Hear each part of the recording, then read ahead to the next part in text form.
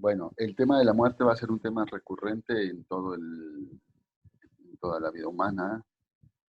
Todo ser humano, por el hecho de nacer, camina hacia la muerte. La muerte es irremediable para todos nosotros. Creo que ninguno de nosotros estamos exentos de morir. Si alguien está exento de morir, bueno, pues no sería humano, no sería un ser humano, sería otro ser que sería inmortal.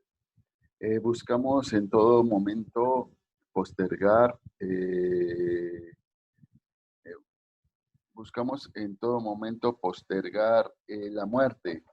¿Por qué? Porque el ser humano por naturaleza busca la vida. El ser humano por naturaleza busca la vida, busca perseguir su propia inmortalidad. Pero en realidad no podemos llegar a la inmortalidad. La inmortalidad no está garantizada para nadie, no está hecha para nadie. Esto nos hace caer en un vacío existencial que ni siquiera es provocado por el hombre mismo, sino por la vida misma. La vida carece de sentido si se ve desde la muerte, aparentemente, porque ahorita vamos a revisar cómo no es cierto que la vida carece de sentido desde la muerte. Pero si vemos la muerte como el final de la vida, y la vida como un camino hacia la muerte, entonces entra una pregunta de ¿para qué? ¿Para qué entonces vivimos? ¿Para qué entonces hacemos las cosas si de todas maneras nos vamos a morir? Este, este pensamiento de que no hay nada más cierto que la muerte y como lo único cierto que tiene el ser humano es la muerte, todo lo demás carece de sentido, sería como el inicio de el nihilismo o del pensamiento nihilista o pesimista que abordaremos más al rato con detenimiento. Hoy quiero presentarles primero en esta primera parte de la sesión, vamos a hacer una revisión histórica de la muerte, cómo la muerte ha sido vista desde varias culturas y desde varios aspectos, y cómo hemos llegado a ver la muerte en estos días. ¿Qué significa para el ser humano del siglo XXI occidental, los que estamos escuchando en este momento en nuestra casa esta charla? ¿Qué significa la muerte? ¿Qué implicaciones tiene la muerte? ¿No? Eh, para, para, para hablar de ello, vamos entonces a abordar como un panorama general de la muerte desde diversas culturas y desde diversas perspectivas. Actualmente, ¿cómo se muere? Esa es otra también, otra cosa importante. ¿Cómo se muere actualmente? ¿Qué significa la muerte de una persona actualmente? Entonces, pues vamos a empezar. Se van incorporando aquí algunos participantes. Veremos quién más puede participar. Entonces, hoy quisiera trabajar con el pizarrón, porque el pizarrón nos permite como ir definiendo muchas cosas, ¿no? Entonces, hay que distinguir, hay que distinguir mi muerte, la muerte propia,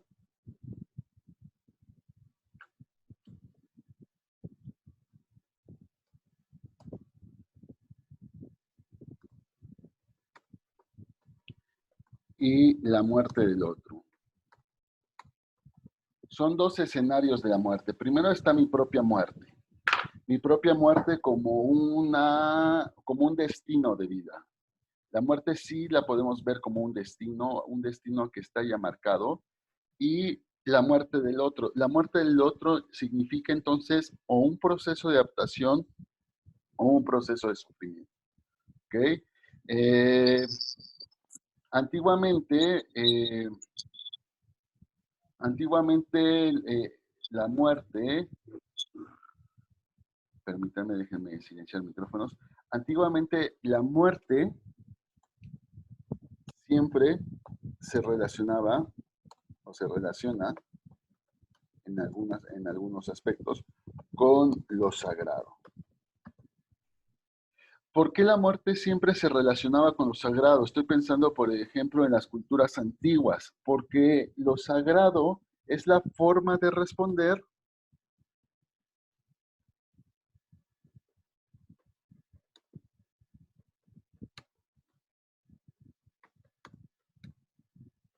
a las preguntas existenciales.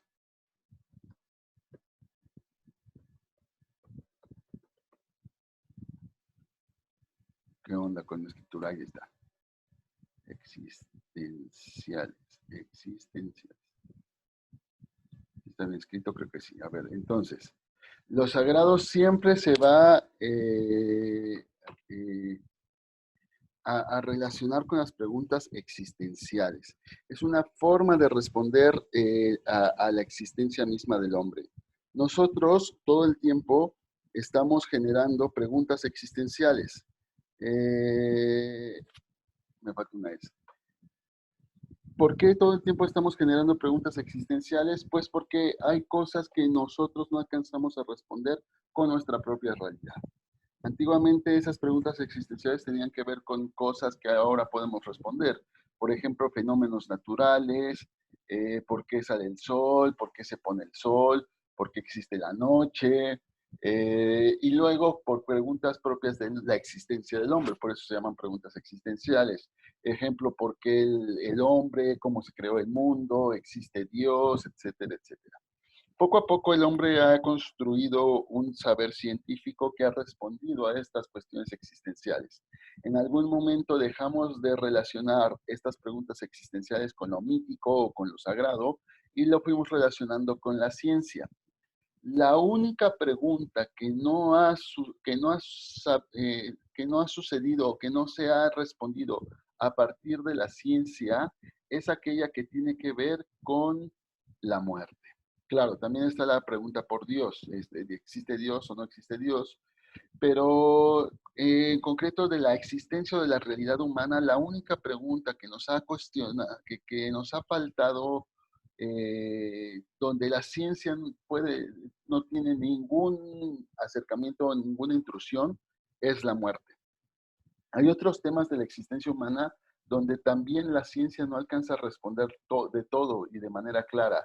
El amor, el porqué de la vida, etcétera, etcétera. Pero donde se desarma completamente la ciencia entendida como el saber humano, es en la muerte. Porque la muerte es más grande que todo el saber científico, porque la muerte es más grande que el propio hombre.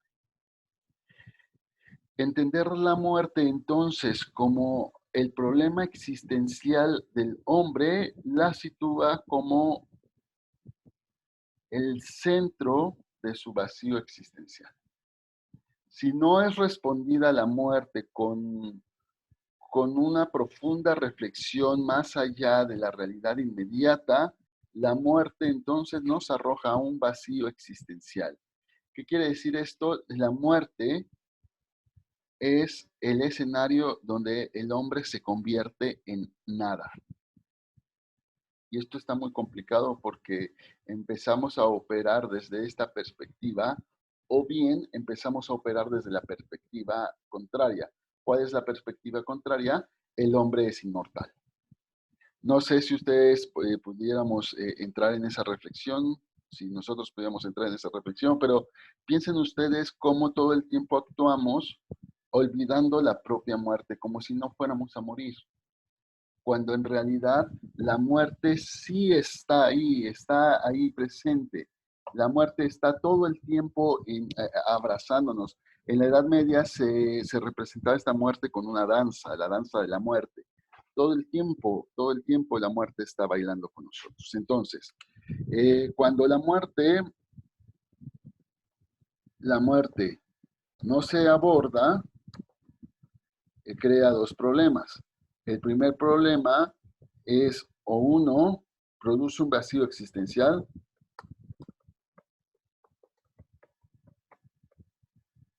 o sea, la vida carece de sentido, o dos, la hacemos invisible. Lo cierto es que todo el tiempo tenemos la opción de morir. No es una opción que podamos acoger en libertad, eso es claro, pero sí es una opción que está presente en todo momento. En todo momento tenemos la opción de morir. Y eso es complicado, eso no es complicado, eso es parte de la vida humana.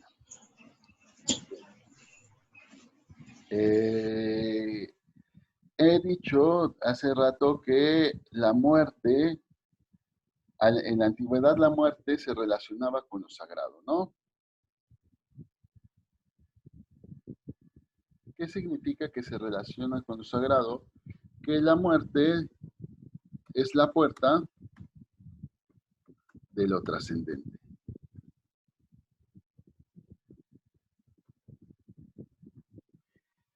A ver, todas las religiones, todas las religiones tienen un común denominador. ¿Cuál es ese común denominador?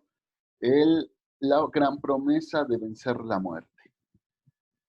Todas las religiones, de alguna u otra manera, proponen cómo vencer la muerte. Buscan que el hombre se vuelva inmortal a partir de una sustancia divina, de una participación divina.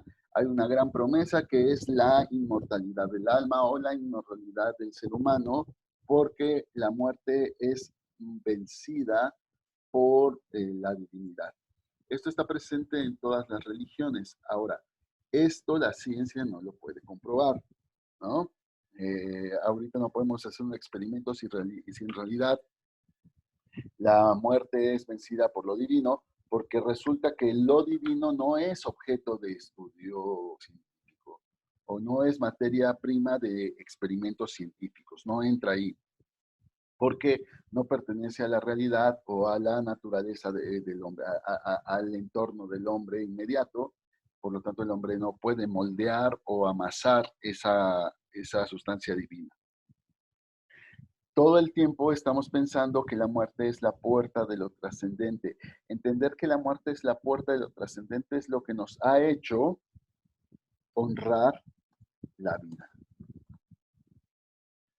¿Por qué? Porque en realidad la vida se vuelve el camino hacia lo trascendente. Perdón las mayúsculas. Para poder seguir con esta clase, habría que definir qué es lo trascendente, qué es la trascendencia. A ver, hay muchas definiciones y muchas acepciones de trascendencia. Trascendencia significa lo que está más allá.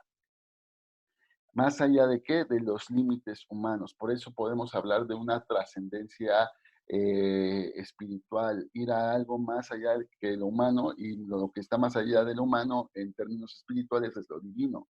Por eso cuando hablamos en el cristianismo de trascendencia, hablamos de irnos al cielo, ¿no? Trascender más allá de la muerte. El dogma principal del cristianismo es la resurrección de Cristo, y con la resurrección de Cristo se abre el camino o la opción de la resurrección de todos los hombres. En el credo de la iglesia dice, creo en la resurrección de los muertos. Abre el camino de ir más allá de los límites naturales del ser humano, que es la muerte. La muerte hay que verla entonces como la puerta de lo trascendente, pero a la muerte también hay que verla como el límite del humano.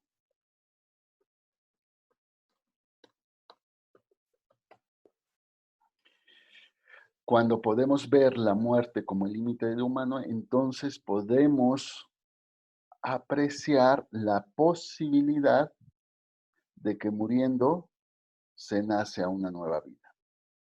Ahora, esta visión de la muerte es una visión trascendental. Actualmente una visión trascendental de la muerte y de otros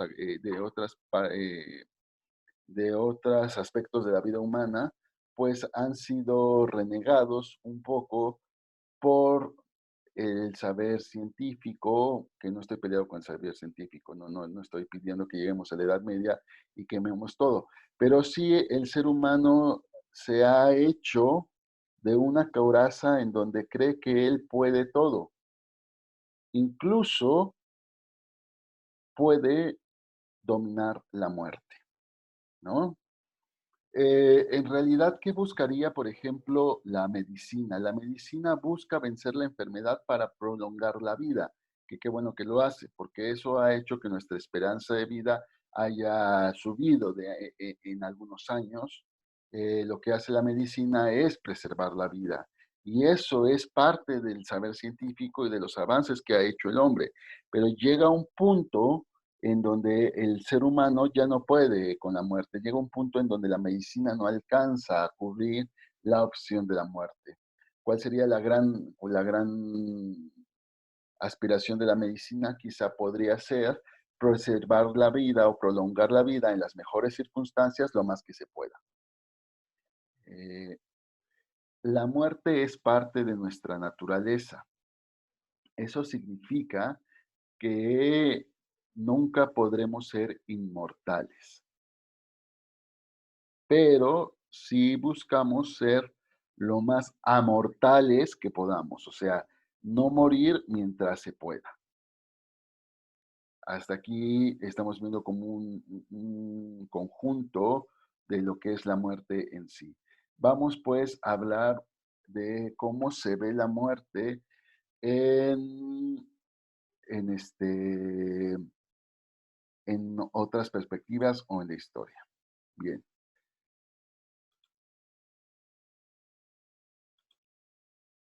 a ver,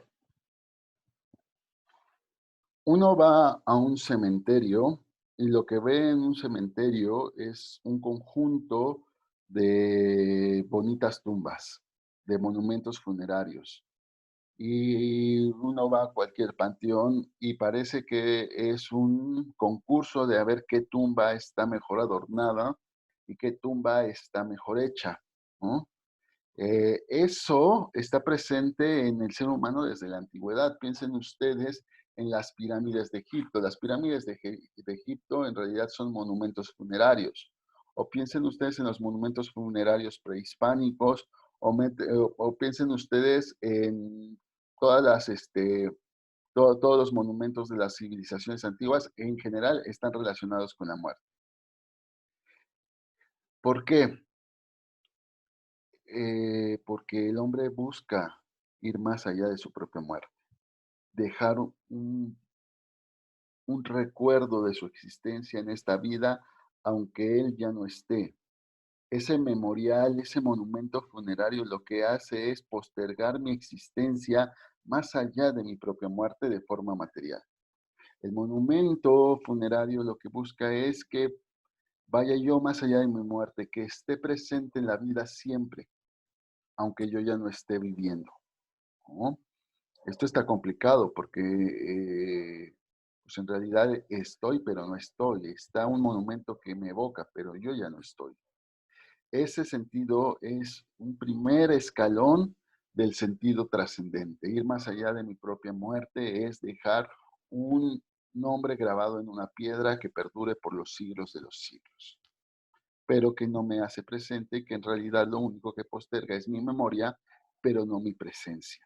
Aquí vendría la pregunta, ¿se puede postergar la presencia de la persona después de la muerte? Pues vamos a averiguarlo, ¿no?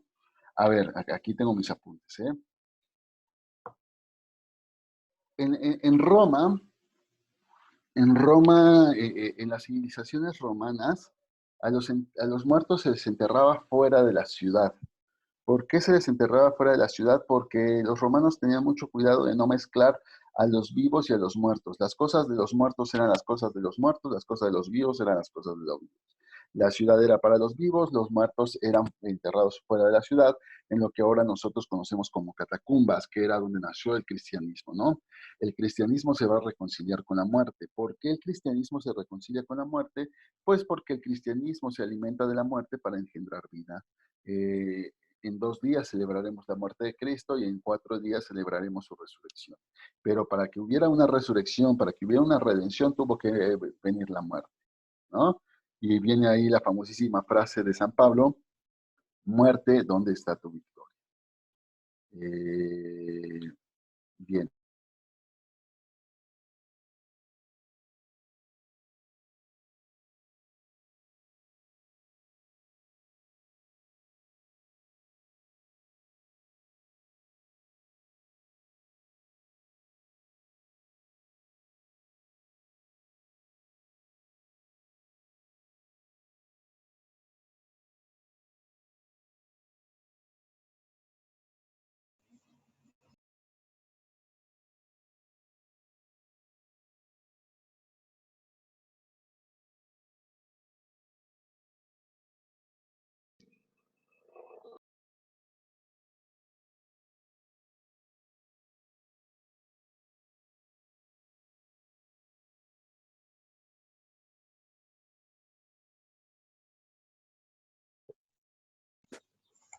Cristian, me parece que silenciaste tu micrófono. A ver, ahí está, perdón, gracias. Les decía que cuando el cristianismo vuelve a reconciliarse con la muerte, lo que hace es enterrar a los difuntos en la iglesia, en fosas comunes en la iglesia, y ese hecho se llama ad santos, o sea, los muertos se vuelven a relacionar con lo sagrado. Muchos años la gente era enterrada en las iglesias. Todavía hace algunos siglos las iglesias servían como, como monumentos funerarios, pero no se hacían estos grandes monumentos o estas grandes tumbas, sino simplemente eran depositados o en el atrio se hacía una fosa común donde toda la gente que era campesino, sirviente o era de los estratos sociales bajos, era enterrada o por el contrario, a los que eran de estratos sociales altos se les enterraba dentro de la iglesia. Y a lo mucho se hacía una inscripción para saber quién estaba enterrado ahí, pero no como una búsqueda de generar una memoria que perdurara para siempre. A los únicos que se les buscaba perdurar como memoria eran a los santos, por eso es tan importante el tema de las reliquias en la Edad Media. Mientras alguien era enterrado con fama de santidad, se preservaba su cuerpo de manera que se pudiera venerar, ¿no? Pero todos los demás eran en conjunto enterrados, sin distinción y sin una memoria clara de un monumento funerario que los pudiera identificar. Piensen ustedes en estas grandes, bueno, no catacumbas, en estas iglesias hechas de huesos, no sé si han visto esas imágenes en Europa, donde los huesos se confunden, donde los huesos se pierden, porque no hay una necesidad de preservar la memoria más allá de la muerte, porque la trascendencia estaba clara o estaba definida por el paraíso, por lo que había después de la muerte, por la fe religiosa, no por la necesidad de preservar, ¿no? La muerte siempre ha sido una ceremonia.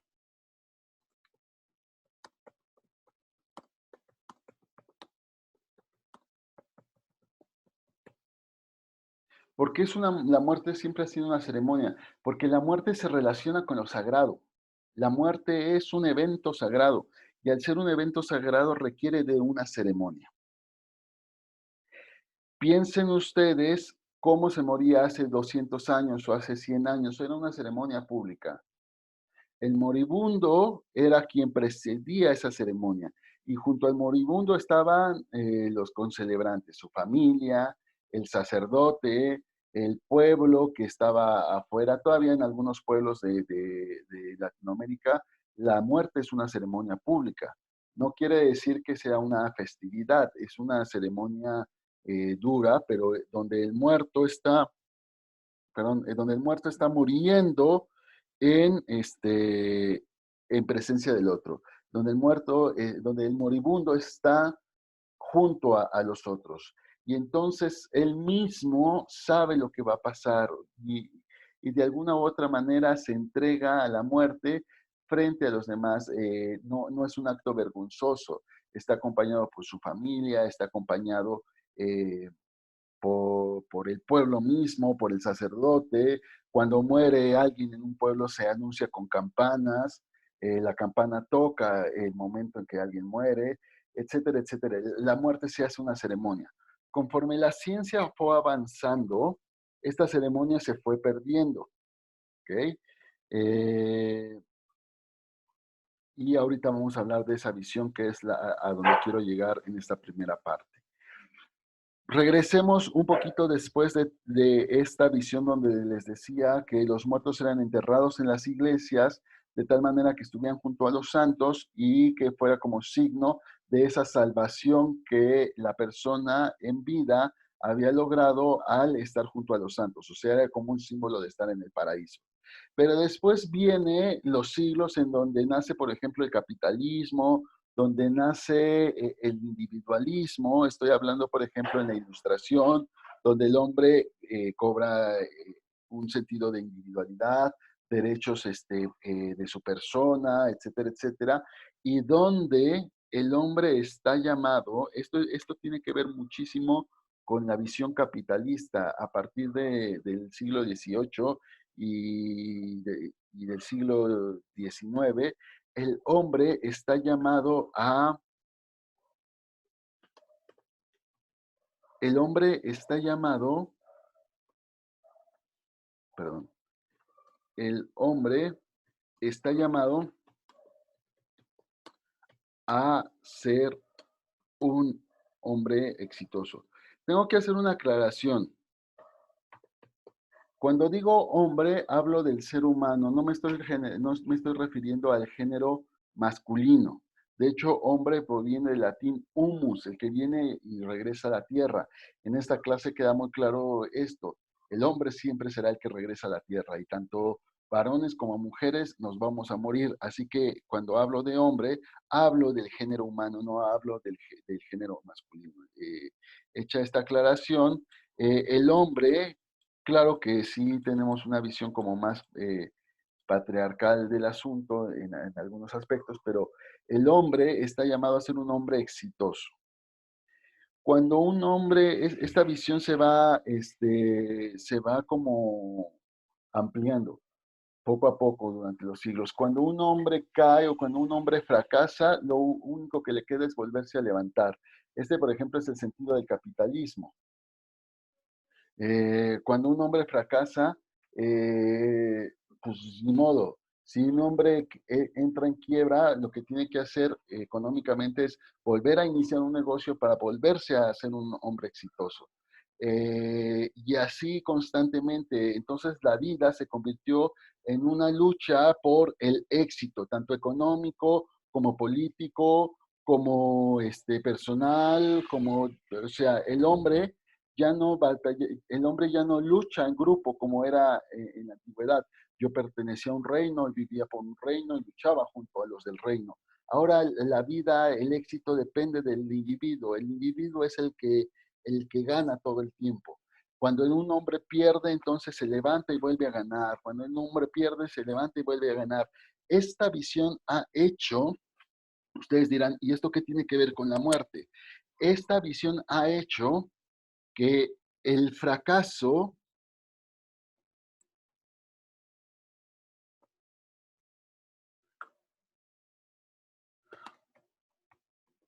significa vergüenza.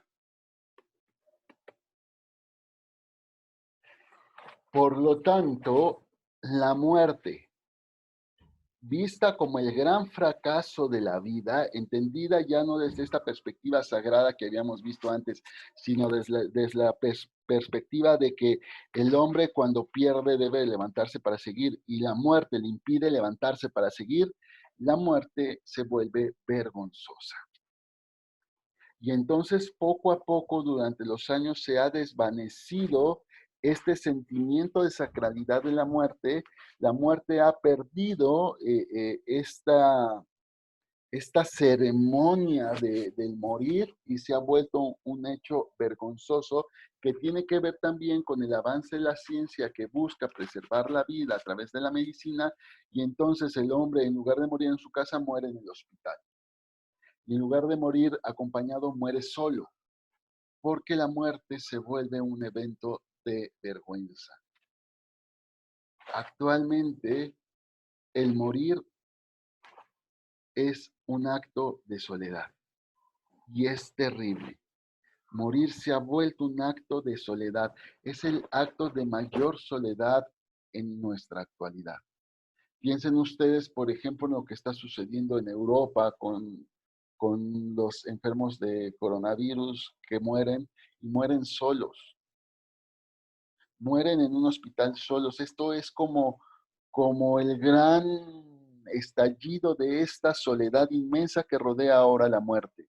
Y esta soledad inmensa que rodea la muerte tiene que ver con que hemos desprovisto o desvestido la muerte de su sentido sacro, desprovisto o desvestido a la muerte de su sentido de verla como la puerta a la trascendencia, y hemos desvestido a la muerte de su realidad naturalmente humana.